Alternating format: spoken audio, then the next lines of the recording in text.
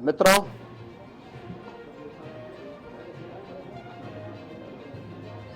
महाकुंभ का आयोजन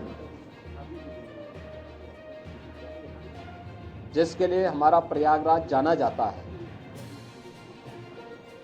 उसी भव्यता और दिव्यता के साथ यहाँ पर आयोजित हो रहा है। आदरणीय प्रधानमंत्री जी ने जो विजन दिया है महाकुंभ के लिए, उसको स्थानीय स्तर पर लागू करने के लिए सभी लोग पूरी प्रतिबद्धता के साथ कार्य कर रहे हैं। और मैं आपको इस बात के लिए धन्यवाद दूंगा कि प्रयागराज की छवि को एक पॉजिटिव तरीके से महाकुंभ के बहाने आप लोगों ने प्रस्तुत करने का कार्य किया और उसको लगातार आगे बढ़ा रहे हैं। इस दौरान हमारे सामने पौष पूर्णिमा और मकर संक्रांति के जो मुख्य स्नान थे वे संपन्न हो चुके हैं और आगामी जो स्नान है, जिसमें मौनी अमावस्या का स्नान 29 जनवरी को और बसंत पंचमी का 3 फरवरी को, ये दो बड़े महास्नान हैं जो कुंभ की शोभा है, इस महाकुंभ की शोभा है। 7,000 से अधिक संस्थाएं अब तक यहाँ पर आ चुकी हैं और मेरा मानना है, आज मैंने पूरे महाकुंभ एरिया का सर्वे किया है। प्रातः काल से हम लोग देख रहे हैं यहाँ पर जो लोग आज संगम तट पर स्नान करने वाले श्रद्धालुओं की संख्या और यहाँ पे रहने वाले कल्पवसंतों, कल्पवासियों और अन्य संस्थाओं से जुड़ी हुई पूरी संख्या को अगर हम देखेंगे तो यह बढ़ कर के लगभग 1 करोड़ से अधिक लोग आज के समय में यहाँ पर मौजूद हैं।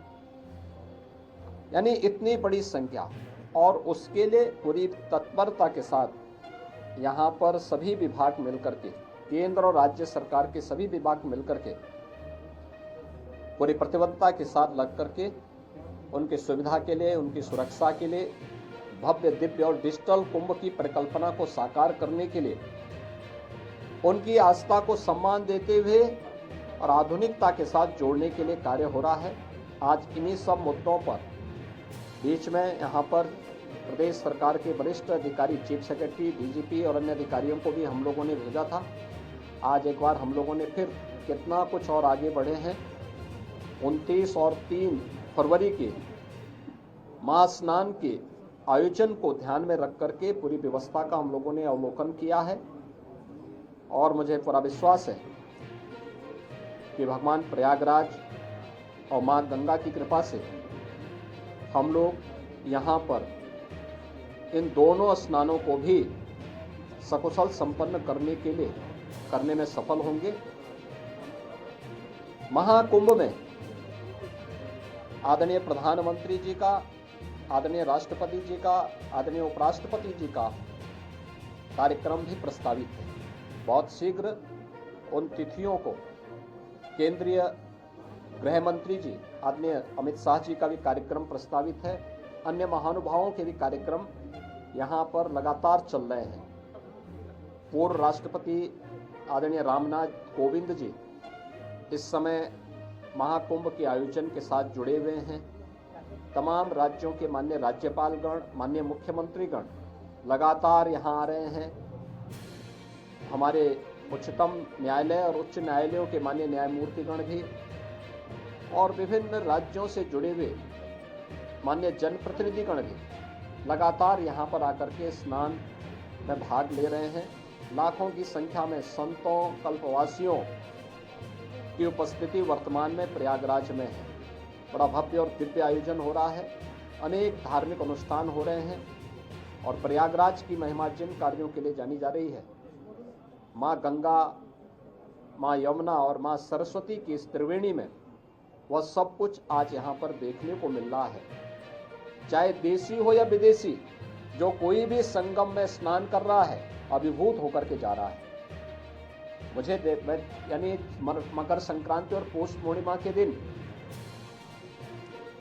ये सौभाग्य हमें नहीं मिला कि हम लोग स्नान कर सके, लेकिन क्योंकि हम लोगों ने अपने आप को ही प्रतिबंधित कर रखा था कि कोई भी यहाँ पर नहीं जाएगा। केवल सामान्य संतों और श्रद्धालुओं के लिए वो सुविधा थी। लेकिन जो भी आया उन्होंने आपके माध्यम से जो बातें कही, और खासतौर पर संतों और श्रद्धालुओं की तो उनकी आस्था को हम जान सकते थे। तमाम विदेशी भी इस अवसर पर संगम में स्नान करके बड़े अभिभूत थे।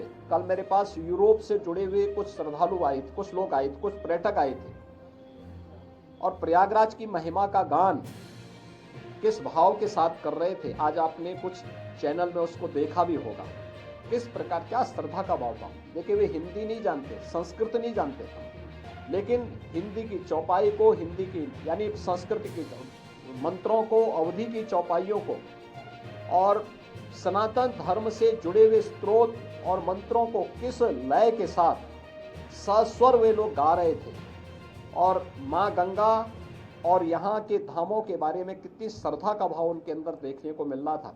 यह अभिभूत करने वाला है, और यही तो आदरणीय प्रधानमंत्री जी का संदेश है।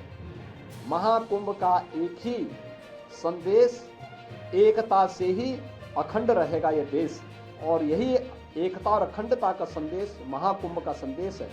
उसी संदेश के साथ, इस बड़े आयोजन के साथ हम सब जुड़ रहे हैं। धन्यवाद। गंगा मैया के